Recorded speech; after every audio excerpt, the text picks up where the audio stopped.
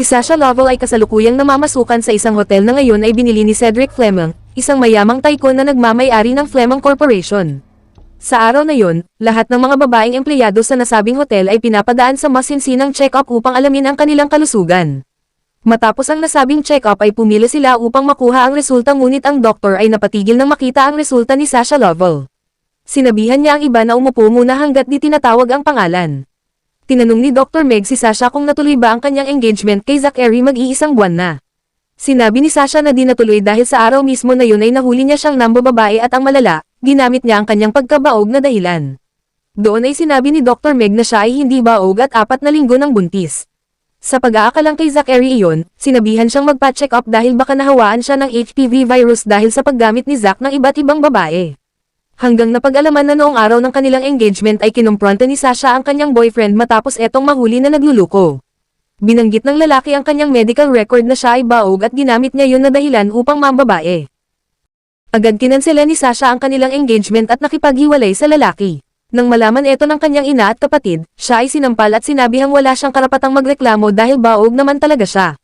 Sinabi ng kanyang ina na kinakailangan niyang magtiis dahil nagbigay na ng dowry ang lalaki at di na nila maibabalik yun. Binanggit din niya na kailangan ng kanyang kapatid ang gastusin para sa kanilang pag-aaral. Nasaktan si Sasha at sinabing, lahat na ng sahod ko binibigay ko sa inyo, bakit parang ibinubugaw niyo na ako?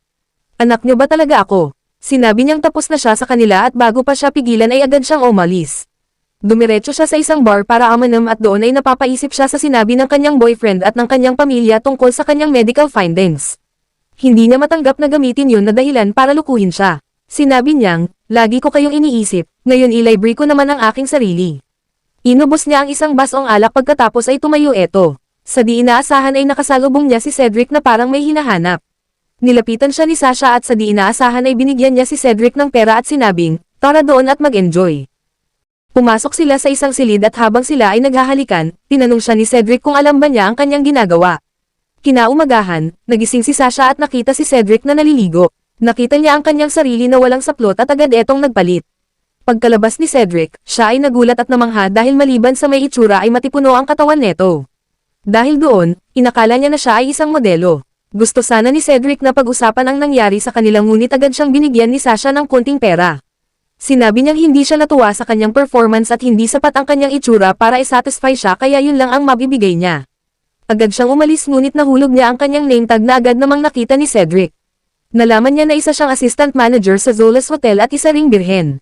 Agad niyang tinawagan ang isa sa kanyang mga tauhan upang asikasuhin ang pagbili sa nasabing hotel. Matapos ang halos isang buwan, napag-alaman na darating ang bagong CEO ng hotel kaya't ang lahat ay naghanda upang salubungin siya. Lahat ay namangha sa kanyang itsura ngunit nang mapalapit eto kay Sasha ay mukhang namukan niya eto dahilan upang tumungo siya at sinabing, lagot, mukhang magkakaproblema ako ngayon. Sa opisina ay sinabihan siya ng kanyang kaibigan na si Fiona na magkakaroon ng malawakang pagtanggal dahil sa poor performance kasama na ang mga empleyadong babae na may asawa na hindi nakakapagtrabaho ng maayos. Hanggang maalala ni Sasha na hindi pa siya dinadatnan kaya't agad siyang bumili ng pregnancy test. Habang papunta siya sa ladies room para mag-preg-test ay nabangga siya ni Cedric na muntik niyang ikatomba. Agad bumalik si Sasha ngunit nahulog niya ang preg-test dahilan upang makita eto ni Cedric at maghinala sa kanya. Doon ay agad tumawag si Cedric sa HR upang mag-anunsyo ng mandatory check-up para sa lahat. Ilang sandali pa ay tumawag ang lola ni Cedric na nagsasabing inaayos na niya ang kanyang engagement para sa pamilya Coopers. Tumanggi si Cedric ngunit nagpumilit ang kanyang lola at di siya dapat mamroblema dahil naging kababata niya di umano ang babae. Gayunpaman, sinabi ni Cedric na huwag siyang magmadali dahil baka di magtagal biglang magkaroon na siya ng apo. Hanggang dumating na nga ang check-up at doon ay tinanong ni Sasha ang doktor kung sigurado na ba ang kanyang resulta. Siya ay naluha at sa takot na mapaalis sa trabaho ay hiniling niya na itago muna ito sa management. Tinanong niya kung kailan ang bakanteng oras ng doktor at sinabing gusto niyang magpa-abort. Pagkalabas niya ay sinalubong siya ng kanyang mga katrabaho na nagtatanong kung buntis ba siya dahil maliban sa namumutla ito ay hinahawakan niya ang kanyang tiyan. Si Jodie Cooper, ang isa sa ampon ng pamilyang Cooper ay kinutya siya at pinipilit na ipakita niya ang kanyang ultrasound sa kanila kung talagang di siya buntis. Sinabi niya na di magtatagal ay paniguradong paaalisin din siya sa hotel kapag nalamang buntis siya. Ipinagmalaki niya na pamilya niya ang may-ari ng hotel dahil di magtatagal ay ikakasal na ito sa kanyang kapatid na si Cindy. Maya-maya pa ay dumating sina Cedric at tinanong kung ano ang nangyayari. Agad sinabi ni Jodie na buntis si Sasha dahilan upang tanungin siya nito kung siya ba ay doktor. Agad silang sinabihan na huwag magkumpulan at agad namang sinabihan ni Jody si Sasha na swerte niya ngayon dahil nakaligtas siya. Hanggang makita ni Mr. Fleming ang resulta ng check-up at nalamang mag-iisang buwan ng buntis si Sasha. Alam niyang mag-iisang buwan na rin ang nangyari sa kanila kaya't siya ay natuwa. Ngunit tinanong siya ng kanyang assistant kung sigurado ba siya na sa kanya yon. Dahil alam niyang birhen ito noong may nangyari sa kanila, malakas ang kutob niya na sa kanya yon. Gayunpaman, sinabihan siya ng kanyang assistant tungkol sa balak ni Sasha na magpalaglag sa susunod na weekend. Dahil doon, agad nagsabi si Cedric na abisuhan lahat ng ospital sa kanilang lugar na huwag siyang tanggapin oras na gawin niya yon. Agad niyang sinabihan ang kanyang assistant na maglagay ng mga gamit sa hotel upang siguraduhing maalagaan si Sasha kasama na ang libreng pagkain. Nang makita ni Jody na mas special ang binigay na pagkain kay Sasha, nainggit siya at pinaghinalaan nila na kabit siya ni Mr. Baxter. Napag-alaman na kinonsabi siya ni Jody upang pagsamantalahan si Sasha. Ipinagyabang niya kay Mr. Baxter na boyfriend ng kapatid niya si Cedric at malapit na silang ikasal. Dahil doon, agad nagsabi si Baxter na handa niyang gawin anuman ang e-autos nito sa kanya. Matapos ang kanilang pag-uusap ay agad pinatawag ni Baxter si Sasha sa kanyang opisina at binanggit ang kanyang pagbubuntis. Inamin ito ni Sasha at sinabing hindi dahilan yun upang siya ay tanggalin sa trabaho. Gayunpaman, sinubukan siya nitong takutin at sinabing kapag pumayag siya na sumiping sa kanya, ay siguradong protektado siya at di basta-basta mapaalis. Habang sinusubukan siyang halikan, agad dumating si Jody at tinawag ang kanyang mga kasama para maging saksi. Doon ay sinabihan si Sasha na makapal ang mukha dahil pumapatol ito sa may asawa. Habang sinasabi na isa siyang maruming babae, biglang dumaan si Cedric at tinanong kung bakit nagkakagulo doon. Agad sinabi ni Jody na nakita nila si Sasha na inaakit si Mr. Baxter. Agad naman etong sumang-ayon at sinabihan si Sasha na huwag niyang ipilit ang kanyang sarili dahil may asawa at anak na siya. Tumanggi si Sasha at sinabing walang katotohanan ang kanilang mga sinasabi, ngunit agad ipinonto ni Jody na nasaksihan mismo ng kanyang mga kasama ang kanyang ginagawa. Doon ay sinabihan siya ni Cedric na magpaliwanag at sinabi nito na si Mr. Baxter ang nanghaharas sa kanya at gusto siyang pagsamantalahan. Lahat ay nagsasabi na isa siyang sinungaling at ang nararapat sa kanya ay palayasin at i-blacklist para di na rin matanggap sa ibang kumpanya. Hanggang sabihan sila ni Cedric na in-update na nila ang security system ng hotel at lahat ng nangyayari ay makikita sa camera. Inilabas ni Matias ang footage at doon ay nalaman na si Mr. Baxter ang nagsisinungaling.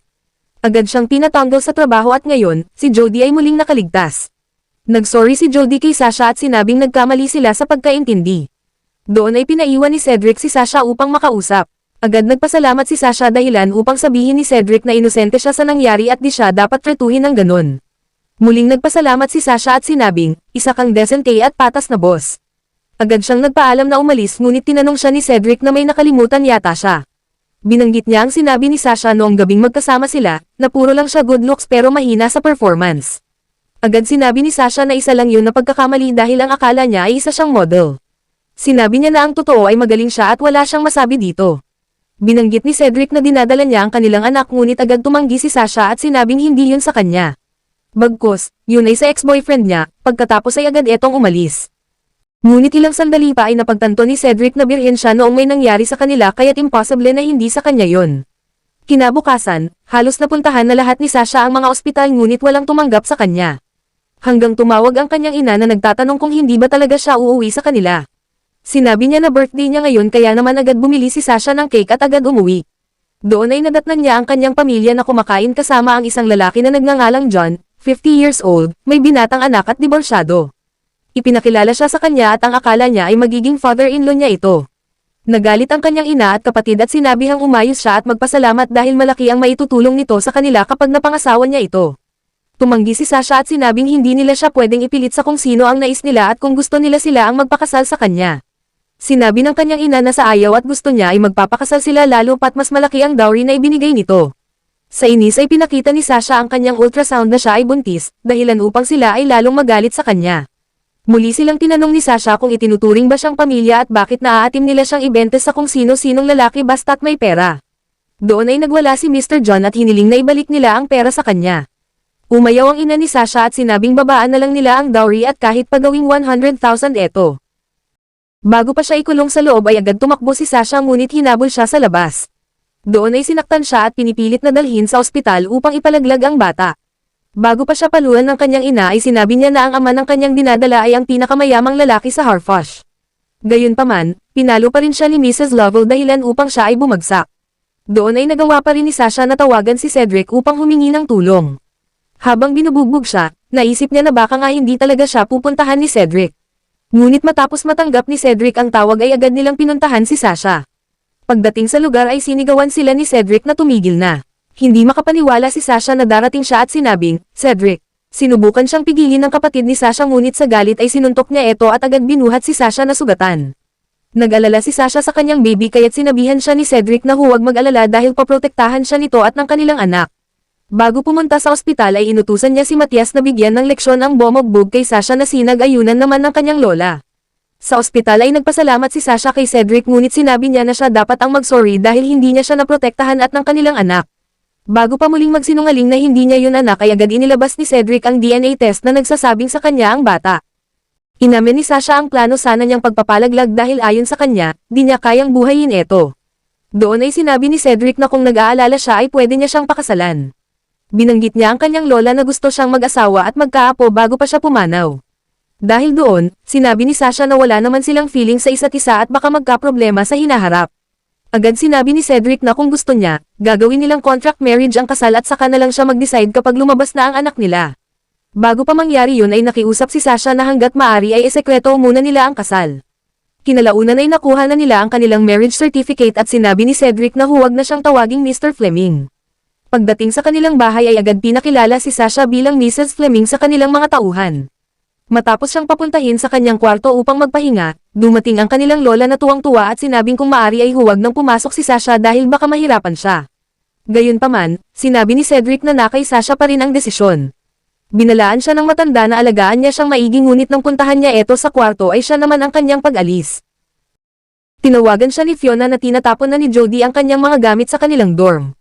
Agad siyang pamaron at napag-alaman na nabsent siya ng ilang araw, dala ng kanyang pagka-ospital. Habang kinakalat ang kanyang mga gamit ay sinabihan etong umalis na sa dorm dahil walang lugar doon ang mga buntis na kagaya niya. Tinulak siya ni Jody ngunit bago pa eto madapa ay nahawakan siya ni Cedric na pumaroon dahil sa nangyayaring ingay. Nagalit si Cedric at tinanong kung ano ang ginagawa nila. Tinawag siya ni Jody sa kanyang pangalan at sinabing sinunod niya lang ang utos na kapag buntis ay di na maaring tumira doon. Nang buhatin sana ni Sasha ang kanyang gamit ay agad siyang hinayla ni Cedric. Binulong nito na hindi siya pwedeng magbuhat ng mabigat dahil maselan ang kanyang first 3 months.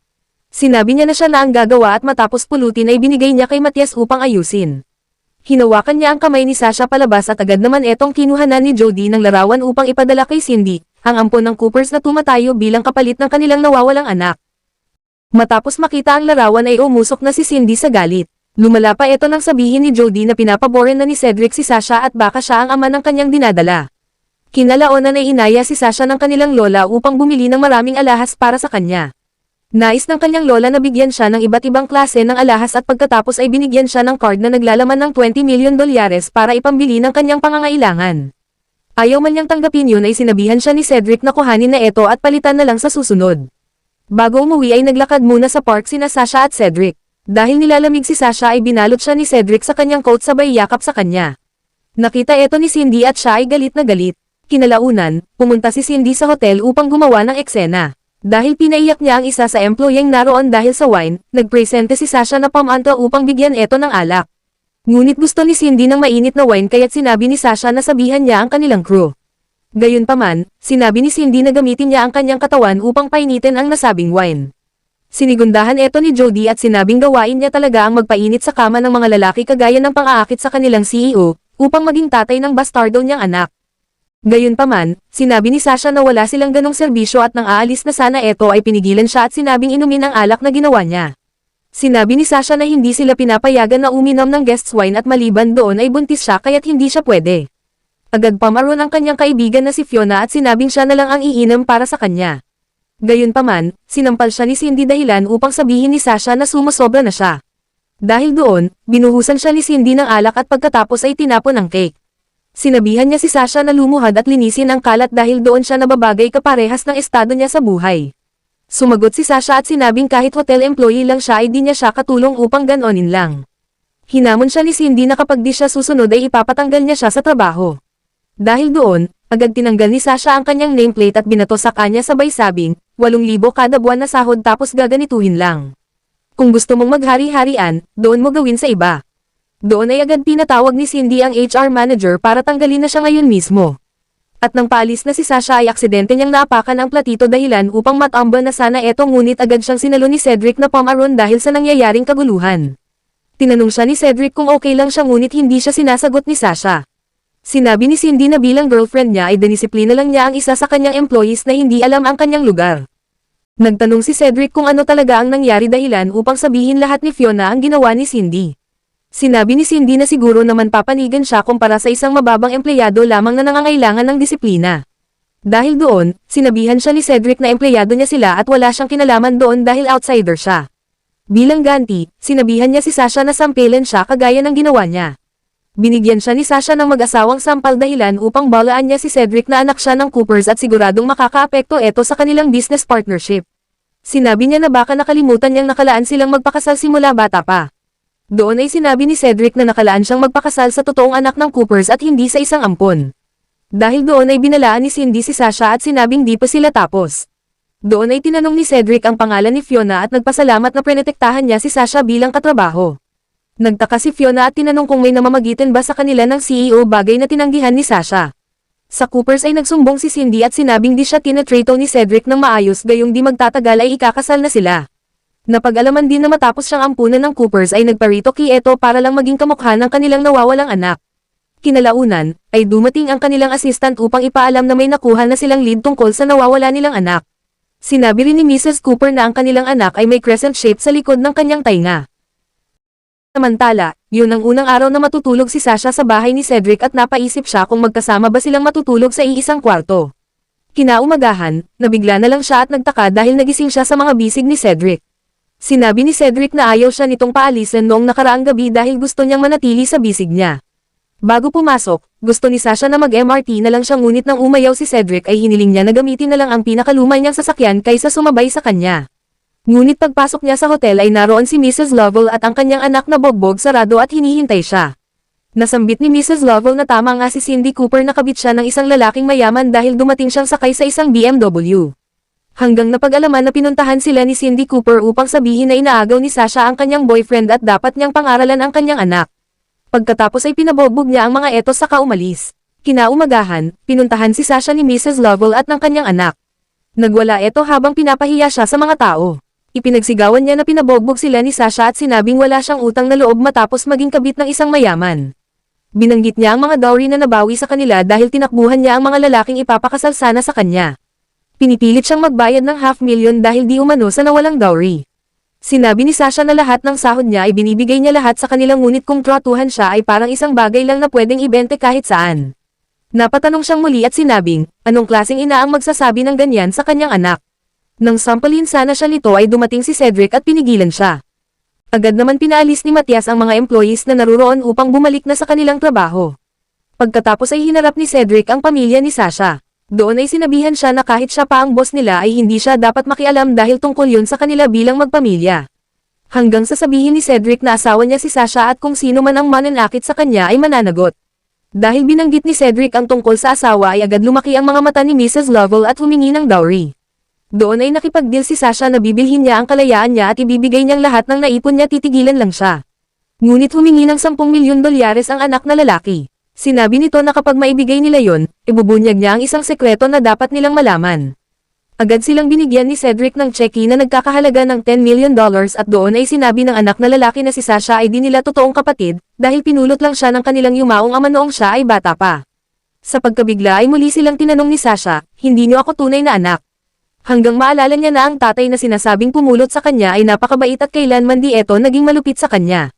Ang malala, ang tatay nila ay patay na. Napaiyak siya doon at napahawak kay Cedric na naroroon din. Naisip niya na totoo nga ang kanyang hinala dahil halos ibente siya ng mga tinuring niyang ina at kapatid. Niyakap siya ni Cedric at sinabing, nandito lang ako, di kita pababayaan. Sinabi niya na pauwiin niya muna siya para makapagpahinga, ngunit biglang nagsabi si Sasha na dapat matuwa siya ngayon dahil kahit papaano, nalaman niya na hindi si Mrs. Lovell ang tunay niyang ina. Muling bumalik si Sasha sa trabaho at agad namang sinabihan ni Cedric si Matias na alamin kung sino ang tunay na magulang ni Sasha.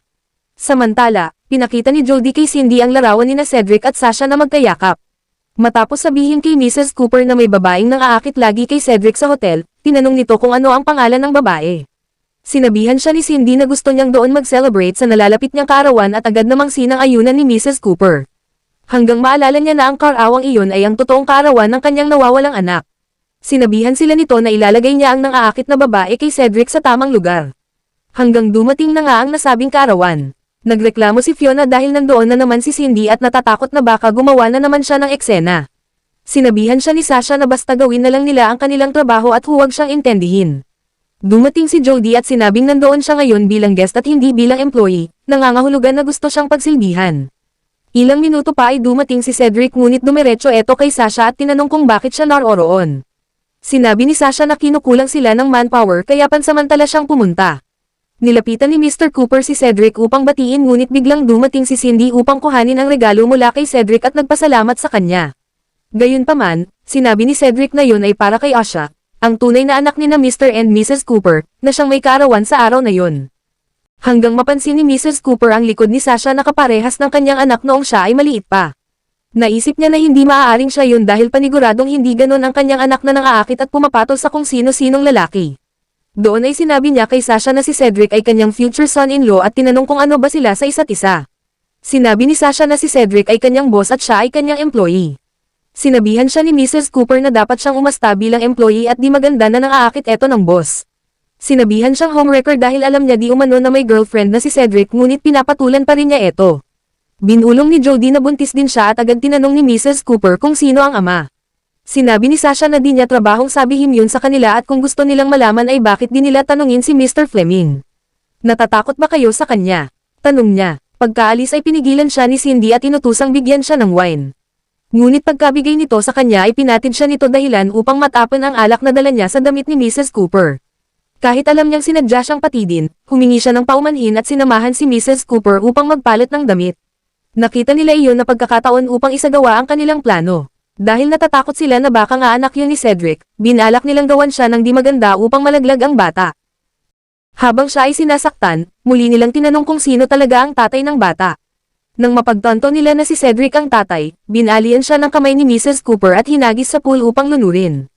Habang sinusabsob siya ni Cindy sa tubig, dumating si Cedric. Sinabihan siya ni Mrs. Cooper at Jody na iligtas si Cindy dahil nahulog eto ngunit pagkababa sa tubig ay agad niyang kinuha si Sasha na ngayon ay nawalan na ng malay. Pinahigi niya ito upang epump at tanggalin ang tubig na pumasok sa kanya ngunit di pa rin ito umeepekto. Kahit hirap ay pinagpatuloy pa rin niya ito hanggang iluwan ni Sasha ang tubig at muling nagising. Agad siyang binuhat ni Cedric upang dalhin sa ospital ngunit nakita ni Mrs. Cooper ang birthmark sa likod ng tainga niya. Agad silang pinigilan nito at sinabing, siya si Asha ang aking anak. Pagdating sa ospital ay sinabihan sila ng doktor na humanda sa anumang mangyari dahil malala ang naging sitwasyon niya kasama ang bata. Sa galit ay binalaan sila ni Cedric na oras na may mangyari sa kanya at sa kanyang anak, lahat sila ay mananagot. Umiyak si Mrs. Cooper at sinabing, sinaktan ko ang aking anak sa sarili kong kamay. Hanggang dumating si Mr. Cooper na nagtatanong kung siya ba talaga ang kanilang nawawalang anak. Sinabi ni Cindy na baka nagkamali lang sila ngunit idiniin ni Mrs. Cooper na ang kanyang birthmark ay parehas kay Asha. Ilang saglit pa ay dumating ang assistant ni Cedric upang ibigay ang report na nagsasabing si Sasha ay ang kanilang nawawalang anak. Sa galit ay binato ni Cedric ang report sa kanila upang basahin. Pinonto ni Cedric na sa loob ng 20 taon siya ay inabuso at pinahirapan ng kanyang nakilalang pamilya. Ngunit ngayong wala na ang mga eto, sila naman, na totoo niyang pamilya ang mananakit sa kanya. Agad gumawa ng eksena si Cindy at sinampal si Jody upang ibaling ang kasalanan sa kanya. Pinagbentangan siyang nanulak sa pool at mananagot sa ginawa niya. Habang sila ay paalis, pinatigil sila ni Cedric at sinabing, walang aalis hanggat di nagigising si Sasha. Habang si Cindy at Jody ay natatakot sa maaaring maging resulta, biglang dumating ang doktor na nagsasabing nagising na siya at kinakailangan lang magpahinga. Ngunit maliban doon ay na-stress ang baby at kailangan magamot ang kanyang braso. Kinalaunan, inalagaan siya ni Cedric at sinabing wala pang DNA result kung ang Coopers ay ang totoong niyang magulang, ngunit ayon sa record ay sinasabing siya ang nawawala nilang anak. Naalala ni Cedric na si Sasha ang batang tumulong noon sa kanya upang maligtas sa pagkabangga ngunit di na ito naaalala ni Sasha. Hanggang dumating si Mrs. Cooper at kinumusta niya ang kanyang pakiramdam ngunit naiinis si Sasha at sinabing, nag-aalala ba kayo na hindi ako bumubuti o dahil bumabalik na ang kalusugan ko? Umiyak si Mrs. Cooper at humingi ng tawad sa kanyang ginawa. Sinabi niya na kung alam sana niyang siya yun ay di niya yun ginawa. Magkagayunman, sinabihan siya ni Sasha na wala siyang ina noon pa at sinabihan siyang umalis na. Umiyak siya at lumuhad na sana nang bigla siyang pigilan ni Cindy at sinabihan si Sasha na sumusobra na. Doon ay sinabihan ni Mrs. Cooper si Cindy na nararapat ding lumuhad at humingi ng tawad. Ayaw niya yun gawin ngunit nang sinabihan siya na wala siyang makukuha kapag di niya yun ginawa, agad etong lumuhad. Tinanong sila ni Cedric kung tapos na ang kanilang drama ay umalis na dahil kailangan ni Sasha na magpahinga. Doon ay niyakap ni Cedric si Sasha at sinabing noon pa lang ay nakalaan na sila sa isa't isa. Muli niyang binanggit ang panahong tinulungan siya ni Sasha upang madala sa ospital matapos etong mabundol ng sasakyan. Pagkalabas ng ospital ay agad sinalubong ng mga Cooper si Sasha. Pinakita sa kanya ang mga bank accounts, mga pera at ginto at sinabing lahat yun ay mamanahin niya kasama na ang 20% share ng kumpanya. Gayunpaman, tinanggihan ito ni Sasha at sinabing hindi niya kailangan yun. Sinabi ni Cedric na kaya naman niyang ibigay lahat yun kay Sasha ngunit nagpumilit ang kanyang ama at sinabing iba sa kanya at iba naman sa kanila bilang kanyang mga magulang. Dinagdag niya na ginagawa nila iyon upang kahit papano makabawi ng konti sa maraming taon na wala sila sa tabi niya. Naisip ng lola ni Cedric na maaring makabuti yun sa kanilang nararamdaman bilang magulang kaya naman sinabihan niya si Sasha na tanggapin yun. Gayunpaman, pinonto niya na kung gusto nilang makuha ang loob ni Sasha ay dapat nilang pakitunguhan ito ng mabuti. Agad silang sumang-ayon at nagsabi na gagawa sila ng isang piging para magpasalamat dahil nakabalik na ang kanilang anak. Gayunpaman, nangako si Cindy na gagawin niya ang lahat para pabagsakin si Sasha. Hanggang dumating na nga ang araw ng celebration at doon ay tuwang-tuwa ang mga magulang ni Sasha na ipakilala siya at nagpasalamat na siya ay nakabalik. Ngunit agad gumawa si Cindy ng eksena at pumunta sa taas. Balak nitong tumalon para tapusin ang kanyang buhay. Sinabi niya na hindi niya gusto ang paghayag na siya ay ampon at si Sasha ang tunay nilang anak. At ngayong dumating na si Sasha ay wala na siyang saysay sa kanila kaya mas pipiliin na lang niyang tapusin ang buhay niya. Alam niyang kakagat sila at doon nga ay agad inihayag ni Mrs. Cooper na ibibigay nila lahat ng gusto niya at sinabihan si Sasha upang mangako na tatratuhan siyang mabuti na parang totoo niyang kapatid. Ngunit naalala lahat ni Sasha ang mga pagtangkang pagpatay sa kanya ni Cindy. Doon ay sinabi niya na lahat ng hirap ay kinaya niya para lang mabuhay. Nagsipag at nagtrabaho gamit ang kanyang kuko at ipin para masabing siya ay tao kahit gaano pa yun kahirap. Tinanong niya si Cindy kung ano ba ang problema niya at gusto na niyang tapusin ang buhay niya. Sa bandang huli, inihayag ni Sasha na hindi niya siya papatawarin, tinanong niya kung bakit siya nagagalit at sinabing, kung meron mang dapat magalit, di ba dapat ako? Ano ba ang kinagagalit mo? Agad pinakita ni Jody ang medical report na meron siyang depression at sinabi kay Sasha na huwag niyang awayin dahil baka tuluyang tumalon ito. Ilang saglit pa ay tumalon na nga siya sa baba. Sa kabutihang palad, siya ay ligtas ngunit agad sinampal ni Mrs. Cooper si Sasha at sinabing wala siyang puso. Sampalin pa sana niya ito ngunit napigilan siya ni Cedric na nagsabing, huwag mong saktan ang asawa ko. Tinignan ni Mrs. Cooper ang kanyang mga kamay at muling humingi ng tawad ngunit sinabi ng lola ni Cedric na mukhang hindi niya alam kung ano ang tama at mali. Dahil doon, sinabi niya na kung gaganunan rin lang nila si Sasha ay doon na lang siya manirahan sa kanila. Pagdating sa bahay ay agad kinomfort ng lola ni Cedric si Sasha at sinabing kapag lumabas na ang kanyang apo ay magiging masaya ang kanilang bahay at doon na lang siya magtuon kesa bigyang pansin ang kanyang mga kinakapatid na punong-puno ng inggit. Sa ospital, naisip ni Cindy na mahal siya ng kanilang mga magulang at malamang kapag hiningi niya na ipakasal sa kanya si Cedric ay gagawin nila yon. Pagdating nila, agad sinabi ni Cindy na natatakot siyang mawalan kaya't nag-promise ang kanyang ina na lahat ng meron si Sasha ay ibibigay sa kanya. Pero dahil may iba pa siyang gusto ay hiningi nito na ipakasal siya kay Cedric. Sinabi ng kanyang ina na hindi pwede yun dahil matagal nang nagkasundo ang pamilya Coopers at Fleming noon pang wala siya. Muli etong nagwala at sinabing tatapusin niya ang buhay niya kapag di siya pagbibigyan. Dahil doon, nagalit ang kanilang ama at sinabing umalis siya sa bahay nila kung ganun ang takbo ng isip niya. Nang maglaon, sinabihan siya ni Jody na tutulungan niya siya para kay Cedric. Sinabi niya na kung di nila mapaalis si Cedric sa piling ni Sasha, ay si Sasha mismo ang paalisin nila. Kinalaunan, hinintay ni Jody ang ex-boyfriend ni Sasha na nag-check-in sa hotel kasama ang isang matanda ngunit mayamang babae. Pinaalam ni Jody na si Sasha ay nahanap na ng kanyang tunay na magulang at siya ngayon ang tagapagmana ng Coopers Corporation. Sinabihan siya na mas mabuti pang makipagbalikan sa kanyang mayamang ex, kesa pumatol sa isang mayamang matanda. Tumanggi si Zachary dahil alam niyang di siya tatanggapin ni Sasha. Gayunpaman, pinilit siya ni Jody at binigyan siya ng card na may lamang pera upang muling hikayatin si Sasha na bumalik sa kanya. Agad sinabihan ni Jody si Sasha na puntahan ang room 2011 para sa housekeeping. Pinuntahan niya ito ngunit pagdating sa lugar ay naruroon ang kanyang ex-boyfriend na naghihintay. Agad siya nitong niyakap at nagmakaawa na tanggapin siyang muli. Lumuhad siya at humingi ng tawad ngunit sinabi ni Sasha na makapal ang kanyang mukha. Dahil matapos ang ilang oras na mag-check-in sa hotel kasama ang isang matanda ay pupunta sa kanya upang makipagbalikan. Doon ay binanggit ng ex ang kanyang baby at sinabing magiging bastardo ang kanilang anak kung di niya siya tatanggapin. Pagkapasok ni na Cedric ay muling sinabi ng ex na kapag di siya pumayag ay magiging kawawa ang kanilang anak. Habang sila ay nag-uusap, pinakyat ni Jody sina Mr. and Mrs. Cooper upang muling kausapin si Sasha. Ngunit naroon din ang kanyang foster parent at kapatid na nagsasabing kung kani-kaninong lalaki siya nakisiping. Pagdating nila sa pintuan ay narinig nila ang ex-boyfriend niyang nagsasabi na kahit nag-cheat siya ay tatanggapin pa rin niya siya alang-alang sa bata at dahil mahal niya siya. Dahil doon ay agad umalis sina Mr. and Mrs. Cooper at sinabing di sila makapaniwala na mas malala pa pala si Sasha kaysa kay Cindy. Sinabi ni Cedric kay Zachary na hiniwalayan na siya ni Sasha dahil sa panluloko niya. At kung sino man ang gusto niyang makasama ay wala na siya doon. Sinabi niya na ang ginawa niya na puntahan siya sa trabaho para gawin yun ay hindi masasabing pagmamahal kundi para lang siraan siya. Tinanong siya ni Zachary kung bakit mataas ang kanyang status pero pumapatol siya sa isang babaeng katulad niya. Sinabi ni Cedric na nagustuhan niya siya dahil siya ay babaeng malakas ang loob, may paninindigan, mabait at maganda. Dahil walang magawa, agad pinagkalat ni Zachary sa hotel na ang kanilang boss ay nangaagaw ng girlfriend pati ang kanilang anak. Tinanong siya ni Cedric at sinabing, sigurado ka ba na anak mo siya? Kinwelyuhan niya ito at pinakita ang DNA result sa kanyang phone na ang bata ay sa kanya. Tinuwanan yun ni Zachary at sinabing paano mo malalaman na anak mo yan di pa pinapanganak. Sumagot ang assistant ni Cedric at pinaliwanag na updated na ngayon ang medical world at dapat update rin niya ang kanyang kaalaman. Agad lumapit si Zachary kay Sasha upang humingi ng tawad at hiningi na kahit hindi sa kanya ang baby ay gusto pa rin niyang makipagbalikan. Tinanong siya ni Sasha kung sino ang nag-utos sa kanya na gawin yun ngunit nang hindi niya ito masagot ay binigyan siya ng mag-asawang sampal. Natuwa ni Fiona sa ginawa niya at doon ay sinabi ni Sasha na, tough problem requires tough measures. Dahil doon, nagsimulang matakot ang kanyang mga co-employees. Matapos malaman na siya si Mrs. Fleming ay agad silang nagsialisan dahil baka sila ang isunod. Tinanong ni Sasha si Cedric at sinabing, paano yan unti-unti na nilang nalalaman ang tungkol sa atin.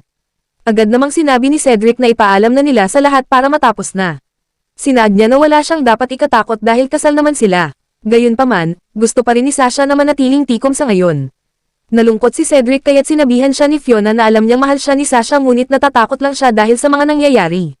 Pagkabalik sa trabaho ay pinagtulungan si Sasha at tinanong kung bakit di pa siya mag-resign gayong mababa lang ang kanyang sahod at maliban doon ay buntis pa siya.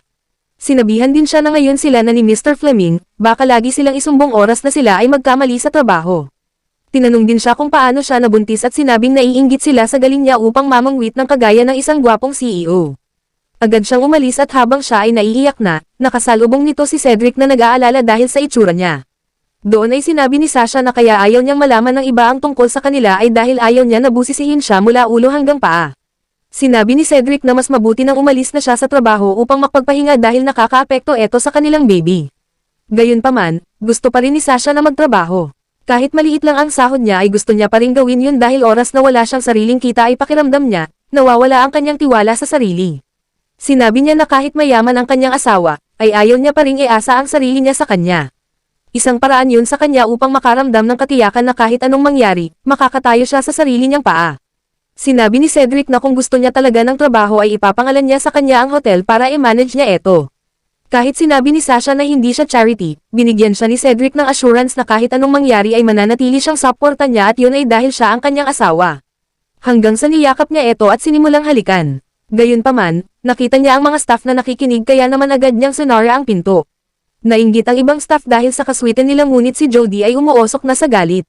Pagkauwi ni Jody ay muli niyang binanggit ang balita na ang pinagbubuntis ni Sasha ay hindi kay Cedric kundi sa kanyang ex-boyfriend. Nag-alala si Mrs. Cooper na baka saktan ni Cedric si Sasha pagdating ng araw. Dahil doon, agad silang pumunta sa Flemings upang hikayatin si Jody na umuwi at elapit si Cindy kay Cedric. Nagdala si Cindy ng regalo para ibigay sa lola ni Cedric at para matuwa ito sa kanya. Ngunit nabigo siya dahil hindi yun pinansin ng matanda. Nang makakuha ng pagkakataon ay sinubukang hikayatin ni Mrs. Cooper si Sasha para umuwi. Binanggit niya ang balitang hindi kay Cedric ang dinadala niya at sinabing ipalaglag nila ito para walang maging problema sa hinaharap.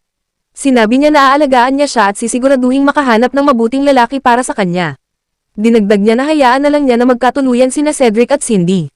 Doon ay nagalit si Sasha dahil mas pinapaniwalaan niya ang mga sinasabi ng iba kesa sa kanya na kanyang anak. Habang sila ay nag-aaway, narinig ito ng kanilang lola. Nagalit ito at tinanong si Nomi kung bakit ginagalit na naman niya ang kanyang anak gayong alam niyang buntis ito. Agad niya silang pinaalis at sinabing, kung pahihirapan niyo rin lang si Sasha, manatili na lang siya dito dahil aalagaan at mamahalin namin siya. Kinagabihan, di pa rin mawala sa isip ni Sasha ang nangyari sa pagitan nila at ng kanyang mga magulang. Doon ay biniro siya ni Cedric na iwasan niyang sumimangot dahil baka paglabas ng baby nila ay malamang nakasimangot din ito. Pumunta siya sa shower upang maligo, ngunit tinawag niya si Sasha dahil sa ipis na nakita niya.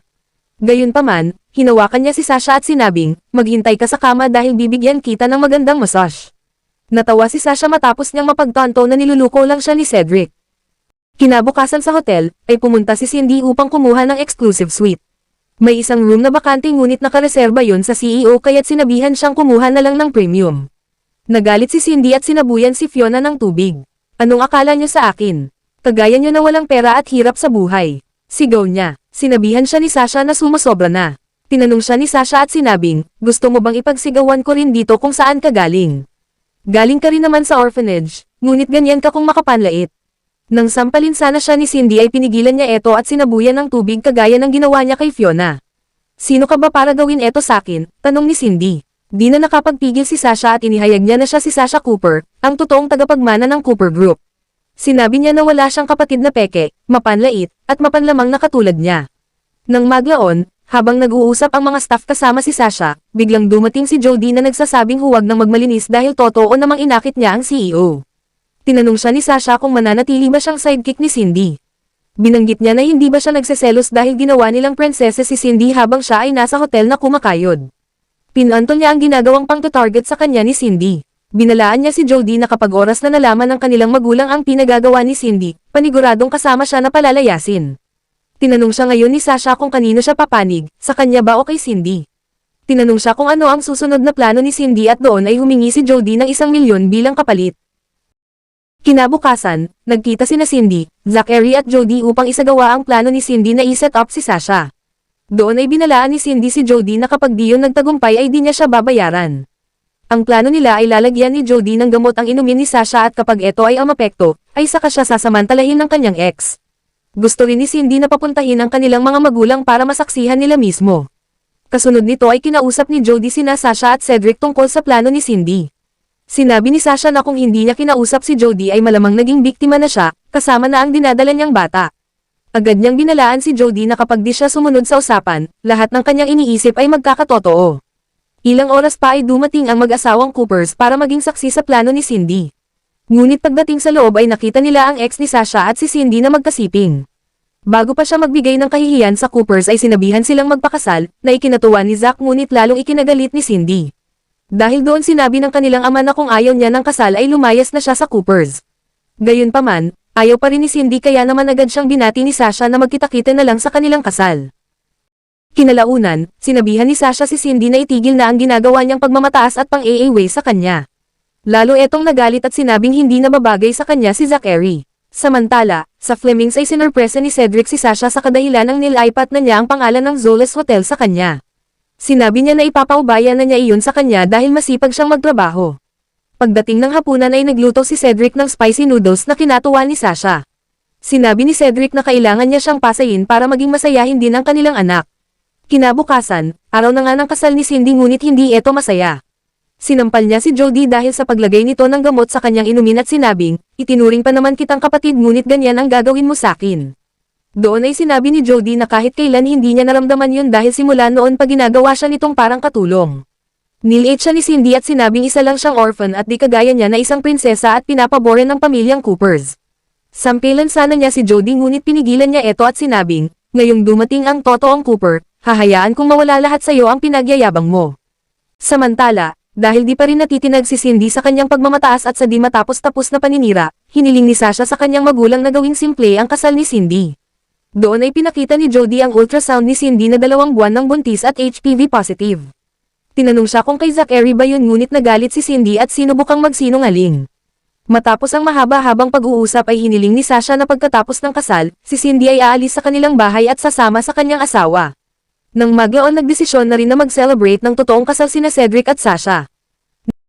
Napag-alaman din na sina Zach at Cindy ay nagtitinda na lang ng inihaw na kamote sa kalye. Dahil sinugal ni Zach ang kanilang dowry, naubos ang kaniyang pera at ngayon, umaasa na lang sa kanilang maliit na negosyo.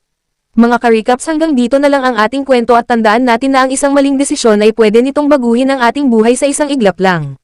At kapag di pa rin tayo natutoto ay maaring magdulot ito ng habang buhay na pagsisisi.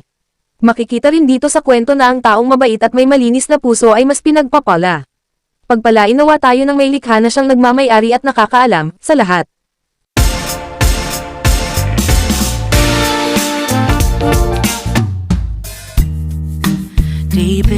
shadows.